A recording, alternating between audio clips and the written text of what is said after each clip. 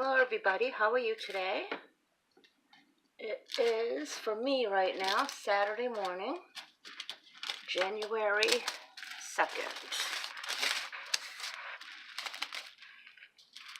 So, I'm going to do a little bit of diamond painting. I finished another one last night, this hat. Let's see if it fits my granddaughter, Abigail. She's 8.5 years old. So what are you all doing for crafts right now, whether it be knitting, crocheting, diamond painting, or some other craft? Excuse me. My friend Sue has been painting mandalas, and that looks kind of interesting to do, and the supplies look really simple too. I mean, they use the ending of different sticks and whatever you have that's round and just dip it in. Then for the real tiny ones, dots, they use those little tools that the manicure lady uses to put those tiny dots on your nails. So that looked really cool. I don't know if I'd be coordinated enough to do it, but my friend is. Okay, I'm going to try to do some of this green right here. Only a little bit in the whole picture, this one corner, and that C, which is 9, 12, which is 10. Okay, that's not opened yet.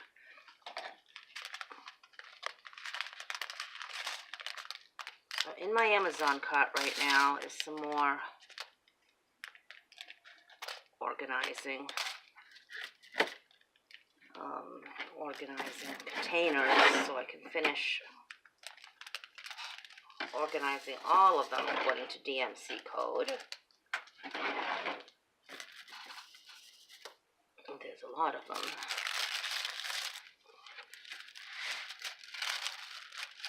And I really like the round system that I have. They hold a lot. Come on, you. Like these. They hold a lot. So I ordered some more of these. I stayed up late last night and slept in a bit. I'm currently out of my thyroid medication, so feeling a little weird. You know, with the thyroid, it makes your hair fall out. My eyebrows have gotten so thin. Makes you gain weight. I mean, if I'm medicated properly, then everything works out good. But I've been out of it now for 3 days, and it's ready at the pharmacy right now, but I don't have a ride. So hopefully I can get a hold of my daughter and she'll go pick it up for me. I mean, it's Saturday, it's their family day, so I really don't like bugging them. But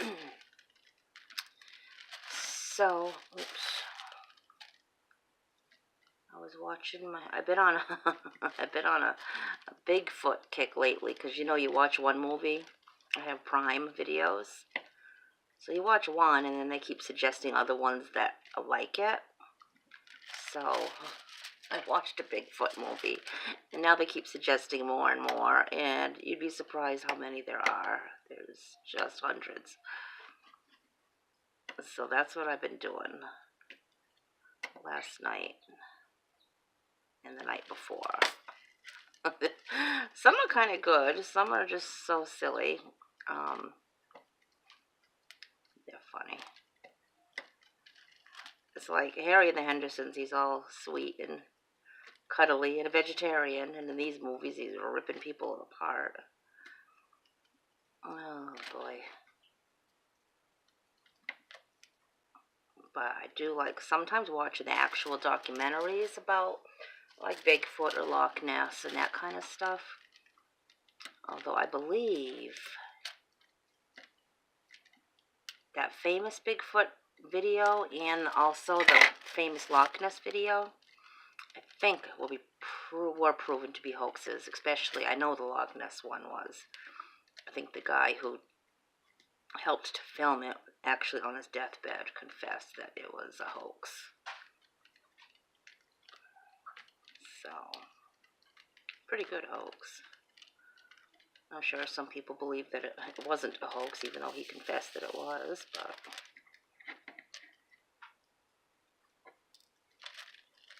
So that's... Amazon keeps suggesting those, so I've been watching those. Actually, I'm trying. Did anybody see that movie, I Love You to Death, the newest one, with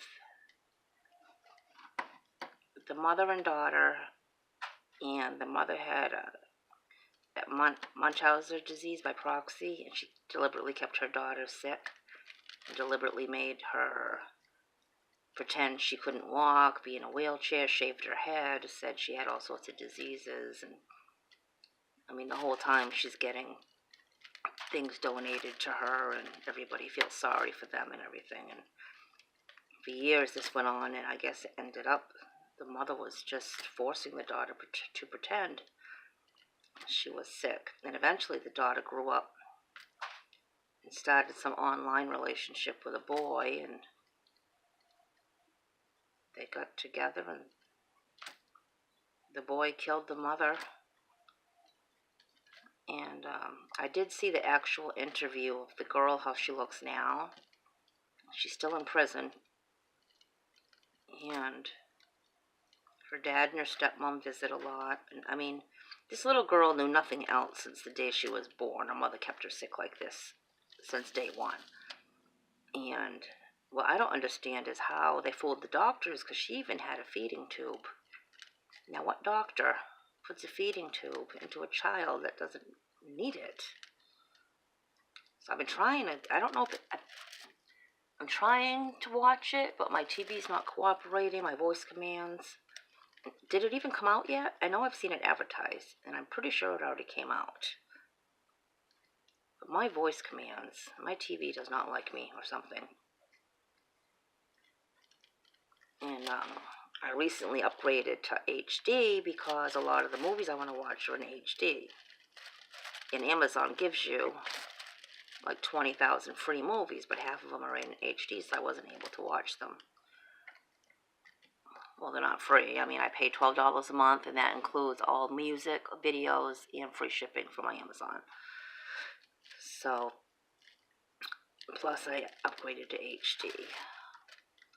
And anyway, I want to watch this movie, and I can't seem to find it anywhere. Because I put in I Love You to Death on my voice remote, and it's giving me old 1990 movies, and I'm like, no, Lifetime one. So it clicks on Lifetime and says you have to have a special subscription to this. Now, I know I have Lifetime, but it's telling me a special LMFT, or I don't know. Last night I wanted to watch one of the Bigfoot movies called Clawed. Clawed, like the claws. So I put in my voice command Claude, and it kept giving me the man's name, Claud. I'm like, no, Claude, and it kept saying Claude, the name. I'm like, oh. So what I have to do is put into my voice remote Prime Videos, and then take it from Prime Videos, and then go look up what I want. And my voice remote does not understand my New England accent at all. Nope. It's always giving me the wrong movie. The wrong channel. But that Claude thing, it's like it understood I was saying Claude, but it had the wrong one. And then it wouldn't even give me an alternative. So that was my night. I really want to figure out how to make a hat for my son, that he wants that Jamaican kind of floppy hat. And the color, he said, is no problem. Just make it plain one color, so I don't have to worry about the colors. but to get it to look like that, I found one pattern, and it uses, I believe, circular needles. I don't know. I guess there's no other way than to dive in and give it a shot, right?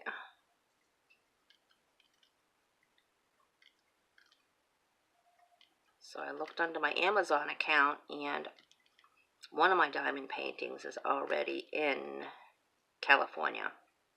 So it's on its way. The other two are still in China, so those will be a while. So if it's already in California, I should get it within the next, I would think, 2 days.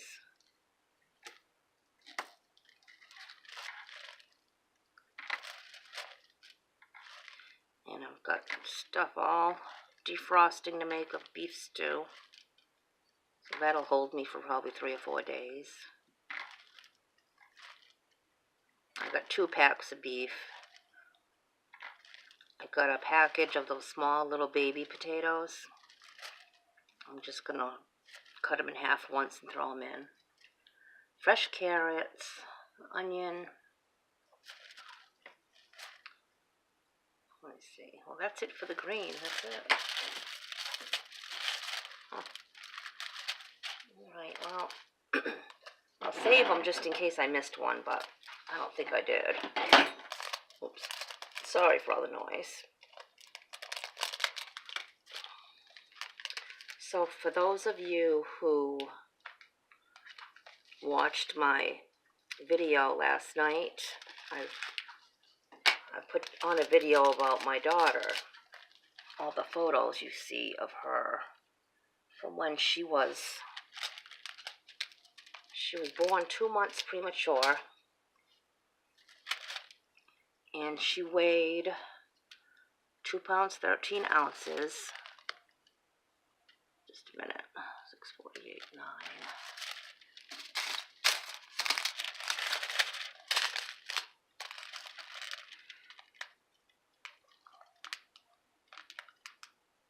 Just a minute. 9A 648. This is ugly. Huh. Alright, so my daughter, she was born 2 months premature. I was only 7 months pregnant when I went into labor for her. Actually, it wasn't full-blown labor at first. My water had broke. And so they rushed me to the UMass Hospital, which is the big hospital in the big city. We live in the country. And they had me stay in a bed at an angle. Like, I was on my back and I was kind of this way with my head up here. No, my feet up here and my head down there. So, like, they're going to put me upside down and hold the baby, and I don't know what they were doing. This is 1984. So they put me upside down in a bed for 11 days. And I guess it worked because I held her in for 11 days after the water broke. And then I started going into heavy active labor. So, I mean, 2 pounds 13 ounces, even though she was my first child, I delivered her quite easily, naturally, and just, she was so tiny. And they whisked her away to the the NICU, and the NICU, they had her in an incubator. Now, this is hard because my insurance ran out, and they gave me the boot. I live in a small town. She was in the big city. I had no car. We were young. We were 18. So my husband and I, they gave me the boot 3 days after she was born, and she stayed in there. Well, she was in the hospital total 8 weeks, but for 6 weeks she was in the city. So we had to take a free bus as often as we could to get up there to see her. And she was connected to all these wires and tubes, but thank God her lungs were fine. Her eyesight was good, because a lot of babies, when they're given oxygen at that younger age, it messes up their eyesight. But she was fine. Never did have glasses. So she was a fighter. And you can see in those pictures one of the pictures she's actually in the incubator, and the other one I'm holding her and she's like waving. So those are all pictures of her, and then pictures of her birthday parties and stuff. And a lot of the pictures she's with her sister, my other daughter. And those two are very, very close, always together. So those pictures are of her. And now, and my dad, the gentleman in the pictures is my dad. So they're both gone now. But those are what the pictures are. And I know I didn't really put a commentary or anything with it. I didn't quite know what to say. But she was taken away from us in a violent crime when she was 24. So that was a shock to all of us. And yeah, it took me a long time to even... At first I was in shock. The first 5 years. It happened 10 years ago. In the first 5 years, I was in complete shock. Kind of denial. So, then I ended up in a hospital. I had a bit of a breakdown. I ended up in a hospital for a couple of weeks. And they got me on some medication, which helped. And I'm still, to this day, seeing a therapist. So, what can you do, And it's weird, because I can watch those horror movies because they're just so fake. And a Sasquatch isn't going to really come out and kill me. But, the real stuff, NCIS and things like that, that kind of bothers me sometimes. Certain things that triggers me. My triggers are blue plastic, like blue tarps. They had the whole crime scene with blue tarps covering everything, and then that yellow police tape. So when I see that yellow police tape or the blue tarps, I kind of have a bit of a panic attack, which is another reason I kind of just stay in my house a lot, because I'm not going to see that kind of stuff right in my living room, hopefully. So that's the story of me and my daughter. And my daughter, Shauna, she she was my scary movie buddy. My other daughter won't even watch anything remotely scary. But my oldest one and me, she was my movie buddy. She also rode horses when she was little. We were poor, so we couldn't afford to get her a horse or anything, or even lessons. But there was a wonderful woman who let her and her friends go there after school. And they had to do their homework first. And I visited often. She was a wonderful lady. They had to do their homework. Then they were allowed to have a snack. And then they had to go out and shovel the poop, feed the animals, clean out everything, do all the work, and then they could ride for free for the rest of the evening or on the weekends. So she got herself some free ranch hands, and the kids were able to have free lessons and ride, and it worked out well. And the woman also had an elderly mother, and she needed one of the girls to go in early and get her elderly mother off of the senior bus, because I guess she went to some kind of senior daycare. And out of all the kids there, she chose my daughter to be the responsible one, and she did. And my daughter was only 13, 14. And she got the woman off the bus and hooked her up to her oxygen and got her some food. And also the girls were allowed to go to the shows, the horse shows. And my daughter ended up winning, I think, 11 ribbons. So I still have her horse ribbons that she won. She was really good. Her grandmother, my ex-mother-in-law, who I'm still dear friends with, she's a wonderful lady. She bought my daughter all the outfits, I don't know what they're called, the outfits they wear to ride. The fancy, she looks so cute. The little top hat thing and the fancy outfit and the high boots and all that. And my daughter brought me down to the stables one day, And I'm petrified of horses. I love all animals, but horses, they're majestic, they're beautiful, they're graceful, but they're big. And so, my daughter was a tiny little peanut. And here she is walking down the center aisle, and there's horses on either side of us in their stalls, and I'm freaking out. She's like, Ma, they're not going to hurt you. Get me out of here. Oh, it was too much for me. I don't know how she did it. I guess either you're a horse person or you're not. And I guess I'm not. I like them from afar. So, I have a lot of good memories of her. So that's that, and that's why I decided to just put up some pictures to share her with you all. And she was very close to my mother. My mother had actually gone in the delivery room with me. At the last minute, my husband freaked out. Like I said, we were kids ourselves, so he got all freaked out and didn't want to go in. So my mom went in with me, and she saw my daughter being born, and they bonded. they were close. And I was close to my mom because I worked part-time, but after work, or when I wasn't working, I was at my mom's. We were like best friends. And I always had Shauna with me, so those two were very, very close. And I understand that bonding because my daughter-in-law was nice enough to let me in the delivery room with her and her, because these days they let everybody in.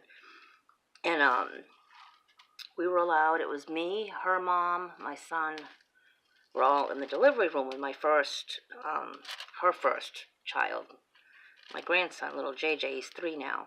So I was able to see him being born, and that's the first time. I had 3 kids, but that's the first time I ever saw a baby being born. Because, you know, when you're actually in there, you're kind of busy, you know. I was anyway. I wasn't looking around. So I actually see this baby being born. Oh, my goodness, what a miracle. And he came out, and he was facing me. He was facing his side, and he just locked eyes with me. And his eyes were wide open, and he looked right at me. And I swear he imprinted on me or something, because that child, for the first 2 years of his life, I mean, he was Grandma's boy. He loved me so much, and he still does, and I love him so much. He's such a good boy. But I mean, like none of my other grandchildren, that I can't even explain it. He was just so attached to me. If I left the room, he'd cry. You know, I'd take him for the weekend. If I even went to the bathroom, he'd cry. I mean, I held him. We were just so close. That bond, so close. And even now, and I'm trying to get a ride so I can go and see the little buggers. You know, my other granddaughters, my other grandchildren, I just lived closer, so it was easier. Like little Olivia, she's 2, and I don't see her very often at all. Because back when he was a baby, I had a car. And now she's here, and I don't have a car anymore. But boy, that was something, watching him be born. Oh my goodness. That is something else. Like I said, when I had my oldest, she was early, so she was easy delivery. My second child, my other daughter, was a scheduled C-section. She was breech. And then my son was a natural. Now, the nurses are all telling me, oh, this is your 3rd kid. You know what you're doing. You're fine. And I'm like, no, it's really kind of my first. Because I really didn't go through all the labor with the first or second one. This is my first experience of actually having a baby like this. So I got no sympathy from them, because they're all like, oh, this is your 3rd one, you're fine. Then they gave me an epidural, which I ended up being allergic to, so I broke out in itchy hives. Then they had to keep the monitor on me and the oxygen thing, and everything's pulling and itching and tugging, and oh, it was miserable. And by the time my water broke until I had him was 36 hours, and I was miserable. And I pushed so hard, I broke the blood vessels in my face. My eyes were red. I was a wreck. Oh my God. My daughters came to visit me in the hospital and see their new brother, and they're like, "What happened to you, Mom?" Yeah. And he was my last. They're not doing this again. Oh my goodness. Up until then, I had it easy. I was like, I don't know how women do it. If it's like this every time, no way.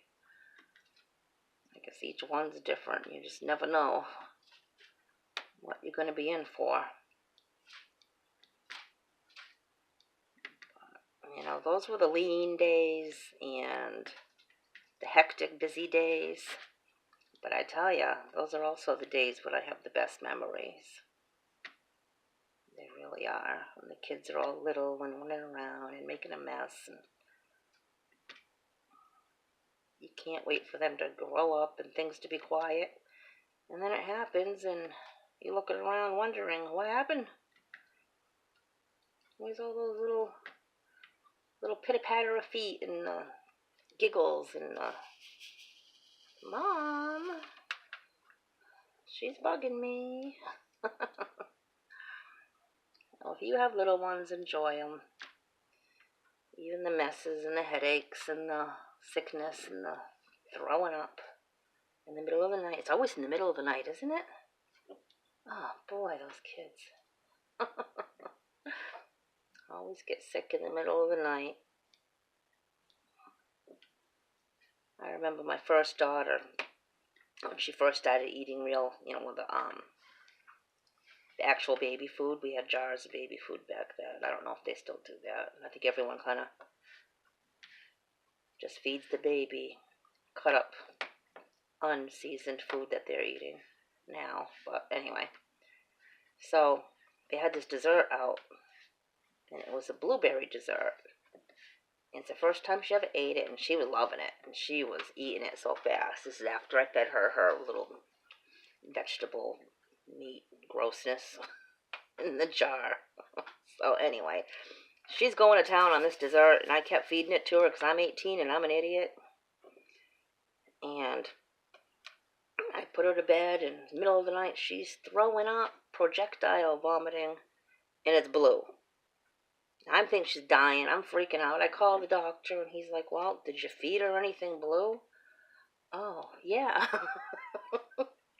Yes, as a matter of fact, I did. He's like, "She's just got a bellyache. She'll be fine." Oh my God, how could I have been so stupid? Good Lord, the things we do when we're young. I was probably a better mother, as I got older, but thank the Lord for my mom and my mother-in-law because they helped me with her a lot. A lot of those questions that you have, that you just don't know what you're doing. And my mom was good because she never gave unsolicited advice. She always waited till I asked her. She was never a busybody type of mom, ever. She was there for me, but she didn't push it. So, I cannot, unfortunately, say the same thing about myself. I am the pushy, overbearing, gonna tell you what to do even if you don't ask me type of mom. Oh, goodness. Well, that's where me and my mom differ.